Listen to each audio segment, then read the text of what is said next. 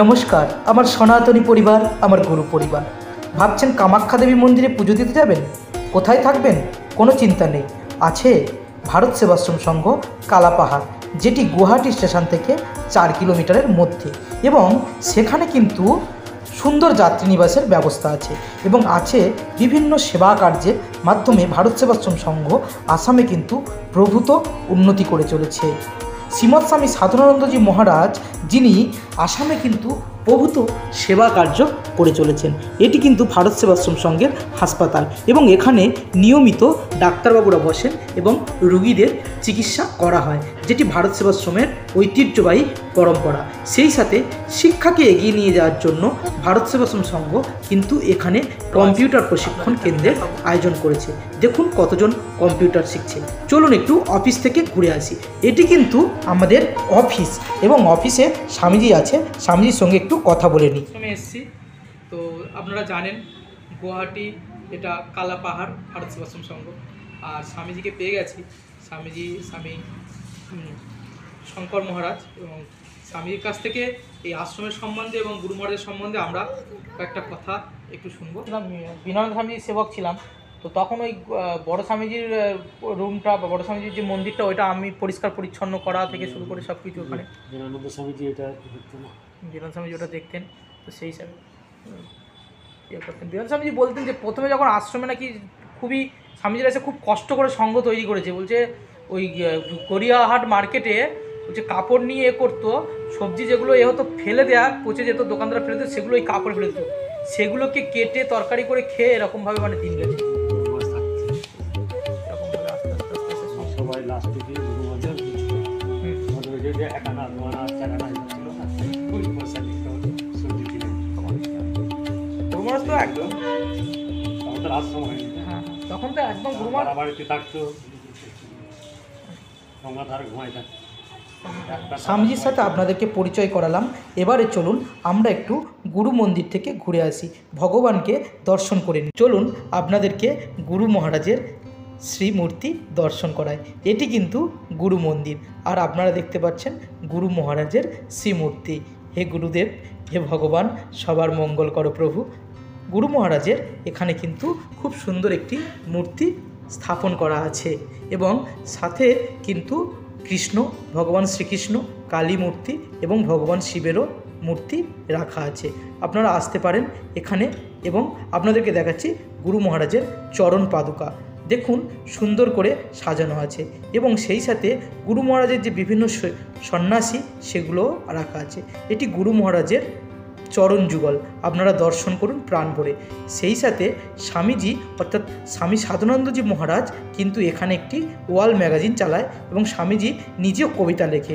দেখুন হিন্দু রক্ষী দলকে নিয়ে স্বামীজি কত সুন্দর করে কবিতা লিখেছেন। হিন্দু রক্ষী দল আপনারা দেখতে পাচ্ছেন।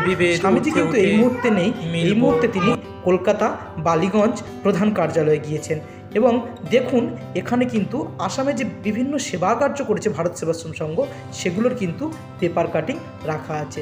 সেই সাথে আশ্রম কিন্তু বিভিন্ন যোগা, বিভিন্ন রকমের শিক্ষাও দেয় এখানে। সঙ্গে অনেক দিন ধরে জড়িত এবং যোগাসনের মাধ্যমে আমরা আমাদের শারীরিক মুক্তির সাথে সেই সাথে আমরা আমাদের যে মানসিক চিন্তাকে শুদ্ধি করতে পারি।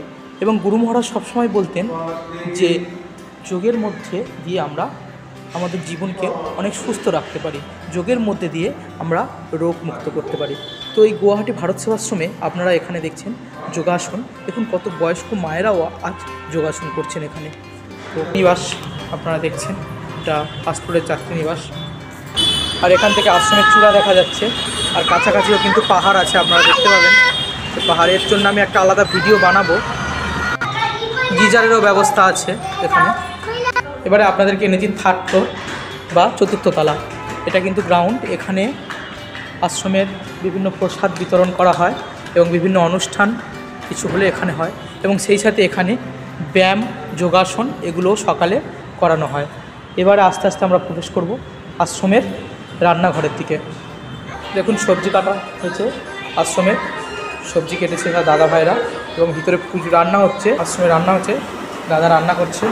জয়গুরু দাদা, ভালো আছেন? কি হচ্ছে আজকের আশ্রমের গুরু মহারাজের ভোগ প্রসাদ কি আছে? আজকে আছে লাউ আছে, ফুলকপি, শাক। আচ্ছা, গুরু মহারাজের ভোগ আছে লাউ, ফুলকপি, শাক। আপনারা দেখতে পাচ্ছেন শাক আছে, লাল শাক আছে, এবং সেই সাথে দেখতে পাচ্ছেন লাউ, এবং সেই সাথে আছে ফুলকপির তরকারি হবে। ফুলকপি কড়াই হচ্ছে, চাল বসছে, আর একজন এই দাদা আছেন। তো এই হচ্ছে আশ্রমের আজকে গুরু মহারাজের ভোগ প্রসাদ। এটা গুরু মহারাজের রান্নাঘর আমাদের দেখালাম আপনাদেরকে আশ্রমের। দেখুন ভারত মায়ের ছবিও কিন্তু আছে, ভারত মাতার ছবি আছে। কিন্তু আশ্রমের তীর্থ বা পাঁচতলা, এখানেও কিন্তু কিছু যাত্রী নিবাস আছে। এই যে কিছু যাত্রী নিবাস, কিন্তু গ্রাউন্ডটা খুব সুন্দর, অপরূপ, দেখতে খুব ভালো লাগবে। কত সুন্দর গ্রাউন্ড, এবং সেখানে দেখুন কত সুন্দর প্ল্যানিং করে ফুল গাছ এবং একটি বিখ্যাত ঔষধি গুণ সম্পন্ন গাছ, যেটাকে আমরা অ্যালোভেরা বা হৃতকুমারী বলি। অনেকে হিতকুমারীও বলা হয়, অনেকে অ্যালোভেরাও বলে। এটি কিন্তু খুব উপকারী গাছ, এবং সেই সাথে বিভিন্ন পাহাড় দেখুন, পাহাড়ের মধ্যে কি সুন্দর ঘর হয়ে আছে। এটা আপনাদেরকে আমি একটু জুম করে দেখানোর চেষ্টা করছি। দেখুন পাহাড়ের মধ্যেও কিন্তু বিভিন্ন ঘরবাড়ি আছে, সেটাও কিন্তু এখানে দেখাচ্ছি আপনাদেরকে। তো আশ্রমের দেখুন পাহাড়গুলো, বিভিন্ন পাহাড়, এবং পাহাড়ের মধ্যে যে বিভিন্ন ঘরবাড়ি হয়েছে সেগুলো আপনাদেরকে দেখালাম। তো তাই আপনাদের কাছে একান্ত অনুরোধ, আপনারা আসবেন এখানে, এই আশ্রম থেকে ঘুরে যান, আর খুবই ভালো লাগবে। সুন্দর পরিবেশে, মুক্ত হাওয়া বাতাস, মুক্ত অক্সিজেন, আপনারা আসুন। তবে একটা অনুরোধ, কামাখ্যা দেবী মন্দিরে যখন পুজো হয়, মানে অম্বাবতীর সময়, কিন্তু আপনারা যতটা পারবেন না আসার চেষ্টা করবেন, কারণ ওই সময় প্রচণ্ড ভিড় হয়, এবং ওই সময় কিন্তু ঘর পাওয়াটা একটু সমস্যা হয়। আপনাদেরকে আর একবার আমি এইখান থেকে একটু সাইডটা দেখাবো। এই যে আর একটি সাইড দেখুন, এখান থেকে সুন্দর কিন্তু ভিউ আপনারা পাবেন, পাহাড়ের ভিউ সুন্দর দেখতে পাবেন। এবং এখানে কিন্তু একটা জিনিস খুব ভালো লাগে, প্রতিটা বাড়িতে কিন্তু উপরে মন্দির আছে, এবং গেরুয়া ধ্বজ সেই সাথে আছে। আপনাদেরকে আমি একটু জুম করে দেখানোর চেষ্টা করছি। দেখুন দেখুন গেরুয়া ধ্বজ, এবং প্রতিটি বাড়ির উপরে কিন্তু মন্দির আছে আপনারা দেখতে পাচ্ছেন। তো এই রকম আসুন, খুবই ভালো লাগবে থাকতে, পাহাড়ি পরিবেশের মধ্যে, মাঝখানে একটি শহর, এবং সেখানে ভারত সেবাশ্রম সংঘ, এবং এখান থেকে আপনারা কামাখ্যা দেবী মন্দিরে ঘুরতে যেতে পারবেন। কামাখ্যা দেবী মন্দিরেরও ভিডিও আমি আপনাদেরকে করে দেখাবো, এবং সেই সাথে আমাদের গুরু পূজা আরতির ভিডিও আপনাদেরকে দেখাবো। জয় গুরু, সবাই ভালো থাকবেন, আর গুরু মহারাজের কাছে প্রার্থনা করব সবার ইষ্টচ্ছল জীবন প্রাপ্তি হোক, নিরোগ জীবন প্রাপ্তি হোক। চ্যানেলটিকে সাবস্ক্রাইব করবেন, সঙ্গে থাকবেন। জয় গুরু।